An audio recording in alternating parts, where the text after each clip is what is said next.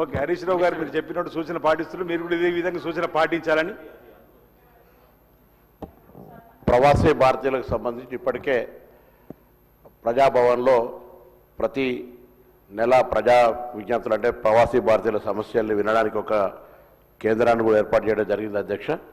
అది కాక ఎటువంటి చర్యలైనా కూడా ప్రవాసీ అంటే ఎక్కడైతే బయట ఎన్ఆర్ఐస్ ఉన్నారో అంటే గల్ఫ్ పర్టికులర్లీ లేబర్కి సంబంధించి అదే టైమ్ కామ్ను కూడా పటిష్టవంతం చేస్తూ విదేశాల్లో ఉన్న అవకాశాలన్నింటినీ వివిధ జిల్లాల్లో క్యాంప్స్ నిర్వహించి కూడా వారికి అవసరమైతే ట్రైనింగ్స్ భాష కూడా నేర్పి వారికి బయట చాలా అవకాశాలు ఉన్నాయి చాలా దేశాల్లో.